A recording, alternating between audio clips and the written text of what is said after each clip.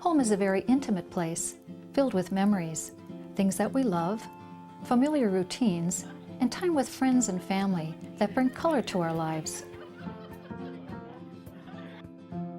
When you provide care in a home, you naturally learn a great deal about your client's life. Knowing details of clients' private lives may make the experience more personal, but it also brings a major responsibility. As a healthcare provider, you are responsible for protecting your client's privacy. Confidentiality or privacy is very important in healthcare. All healthcare providers, including doctors, nurses, home care providers, and companions, are required to keep client information private. To understand the importance of respecting your client's right to privacy, try putting yourself in your client's place. How would you feel if your care provider talked about you, your medical condition or habits, to neighbors, friends, or other clients? Each of us wants to be treated with consideration, and we all deserve the right to choose what information is shared and with whom it is shared. Protecting your client's right to privacy is respectful and professional. It is an essential part of your job as a care provider. I think in our industry, the hardest concept to get across is that you're dealing with people's private health information in a home setting. And when I'm an employee and I work in a hospital or nursing home, you just get this aura about, I'm in a medical facility and there's procedures and rules, and you're kind of guarded on what you talk about. But in a client's home, it's friendly and warm, and it's so easy just to share, and you can forget that that is private information.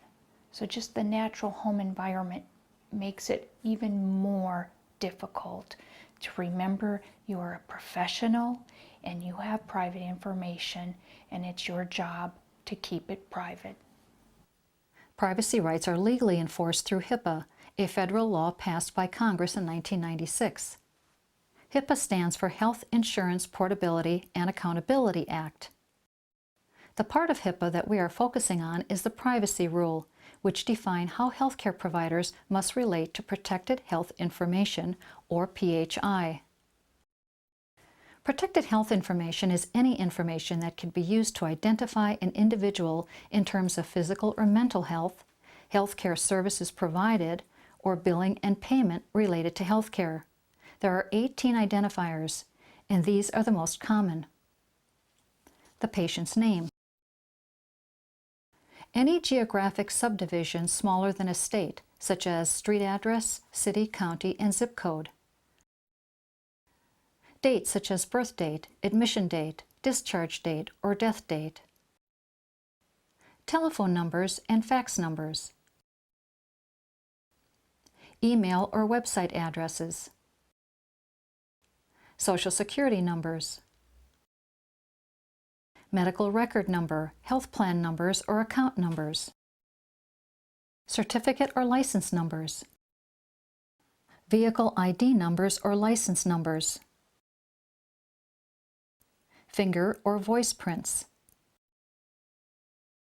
Names of relatives. Patient information can be found in many places, including paper records, computers, printers, copiers, and fax machines. One of the situations that presents itself very early on for us in a relationship with a client is when we go out for our first home assessment, they may tell us that they want the bill to be mailed to their post office box. And so they're giving us a directive already on how they want us to handle their protected health information. It may just be the name of our company and the service and the amount, but that's part of that whole health information directive that the client has the right to make, and we need to make sure we handle that seriously. Besides making them happy, it is their directive to us, and we want to honor it, and it falls under HIPAA.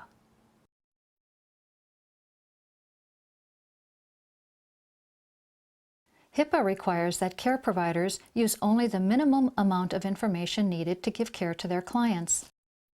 Care providers are given basic information about their clients, such as name, address, phone number, and medical information necessary for them to do their job well. This is considered the minimum amount of information needed. For instance, if a client is diabetic, it would be important for the care provider to know so that he or she can prepare meals that are diabetic appropriate. Follow your agency's policy regarding minimum use of protected health information. Remember, reading client or patient medical records casually or to satisfy curiosity is a breach of HIPAA and can result in reprimand or job loss. Always ask yourself, what is the minimum amount of information I need to know in order to do my job? Minimum use also applies to providing information to someone authorized to receive it. Again, ask yourself, what is the minimum amount of information I need to provide to answer the request? HIPAA supports each person's right to place restrictions on how his or her private health information is used or shared.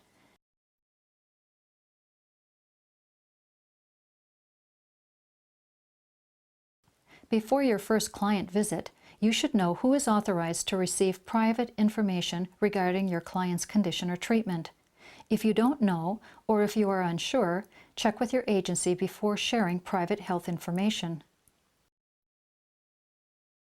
Always check with your agency supervisor about sharing health information with any new visitor or family member. Don't assume that because it is a son or daughter that your client wants his or her health information shared. If your client wants information withheld from particular people, report the request to your agency's privacy officer, who will respond.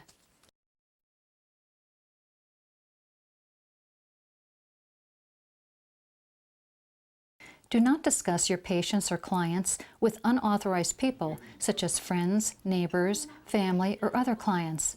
Never disclose your client's name, location, or lifestyle, or talk about things that occurred during your shift. We have to spend quite a bit of time with our employees for them to understand this is not their role. They cannot give that information out. So going through these types of scenarios that they're going to deal with helps them understand, so we can kind of role play. When this happens, because we know the neighbor's going to come over and ask, she probably is watching for you to drive up to the driveway.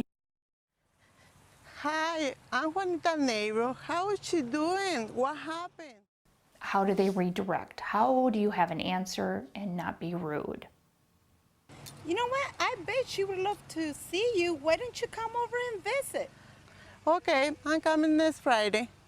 All right, well, I'll let her know that you came by. Our employees being very social in nature, they like people, that's why they're drawn to this industry, can sometimes start chatting about the person they've seen before. Oh, I was at so-and-so's house. You might know, maybe they have the same last name. And so those are all parts of human nature that it's very hard to break.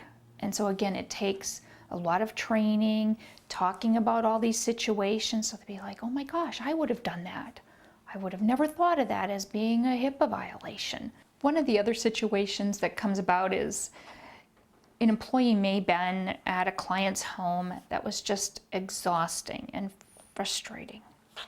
And now they go to the next client's home, and that client's real friendly and bubbly and likes to talk. And they say, gosh, it looks like you're really tired.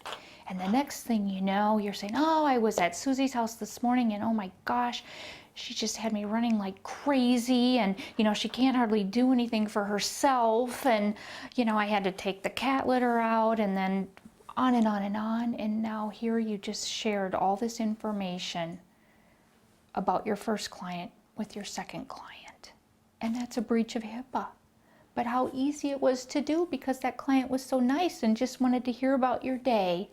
But you couldn't tell her all those details about your day because that was private. And now you've had a breach of HIPAA and you may have not even realized it. Another situation is you're at home and maybe you're doing some charting at home. You can't have that exposed to your spouse and children. That's someone's name. What if that is the name of your child's teacher? You know, now you have a whole new avenue of information that's exposed to a child. They don't even realize what they've seen. So home care presents a whole lot of unplanned, unexpected opportunities for health information to be breached. So the more things we can talk about and expose and think through, the better prepared we are. Train yourself to keep patient information private. How's your job going? I love my job. It can be tough at times.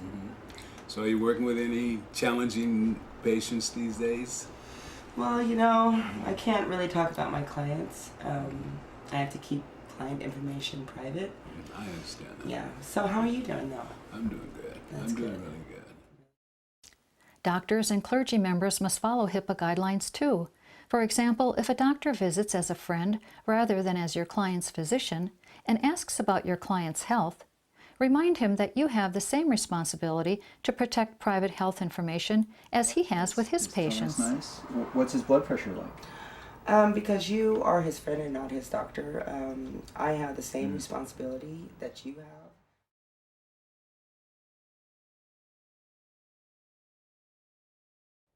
When you talk about clients to others who are authorized to receive that information, try to prevent anyone else from overhearing the conversation.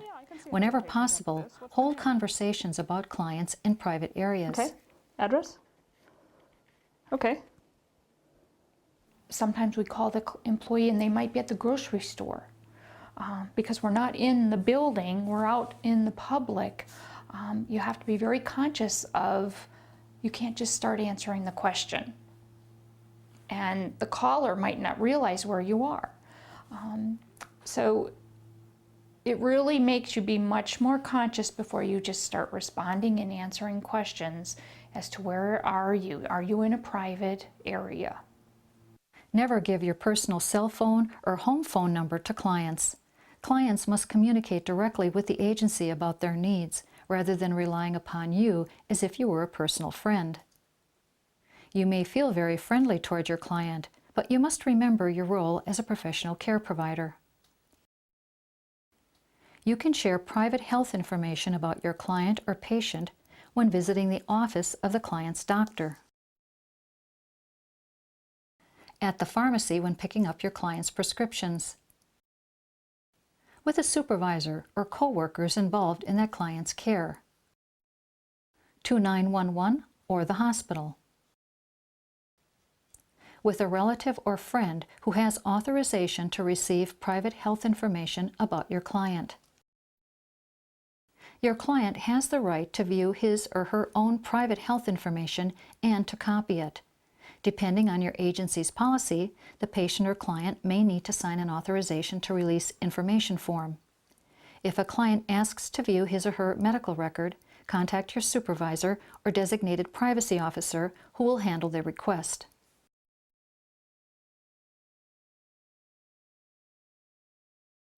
When you're in the office, use good security practices to protect health information. Keep client records closed after use. Never leave any protected health information on desks, conference rooms, or open areas in the office. This includes notes, labels, or forms with patient names. If you see a record in public view where others can see it, take it to the appropriate person or your supervisor. Only people with a need to see information about clients should have access to records. When client records are not in use, they should be stored in locked cabinets or a locked room. For optimum security, double locking is recommended. Store keys in a secure place. Private health information such as copies of medical records or billing records must be shredded or incinerated if it is no longer in use or needs to be destroyed. Any paper with private health information on it, such as Post-it notes or scrap paper, should be shredded as well. Printers, copiers, and fax machines should be out of public view. If you are seeing several clients in one day, take only the care plan or assignment sheet of the client you are visiting into the home and leave the other records locked in your car out of sight. During your home visit, be careful not to leave private health information out where family members or others may see it. Any medical record should be kept in your line of sight during the visit. That means close to you so that you can see it at all times. Documents such as weekly assignment sheets or care plans containing private health information should be returned to your agency promptly for the client's records.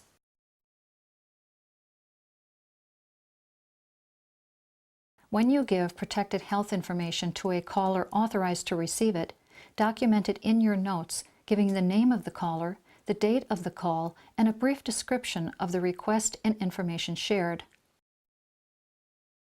Do not leave messages regarding private health information on an answering machine unless you have been given permission by the client or patient.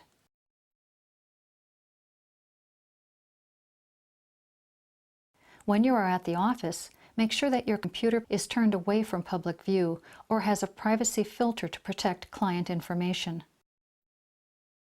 Password protection is essential to computer security. Never share your computer password with others. Memorize your password. Never keep a paper record. If you suspect that your password has been used by someone, notify your supervisor immediately. Make sure that you log out of programs when you are not using them. Log off the computer or lock the computer when you are away from your workstation. Only 10% of computer security is technical. 90% depends upon the actions of the person using the computer. In other words, you are the most important part of keeping electronic information secure. When using a laptop computer, keep it within your line of sight at all times or locked safely in the car out of sight. Some agencies require the computer to be cable locked to the car, in the trunk, or under the seat.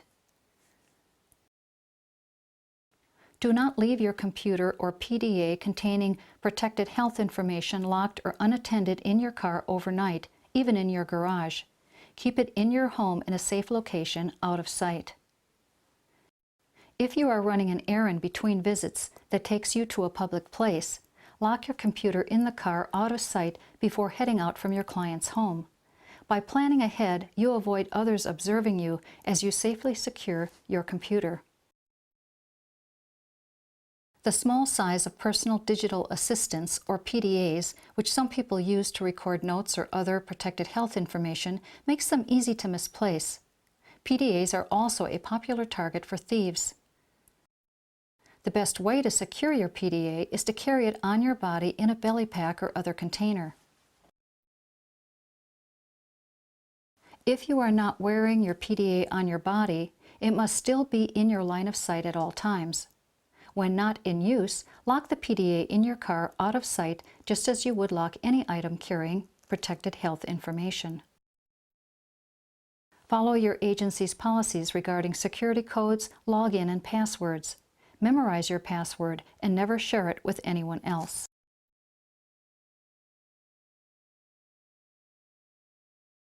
When faxing, send only the minimum protected health information needed, and avoid sending sensitive health information, such as information on HIV or sexually transmitted diseases.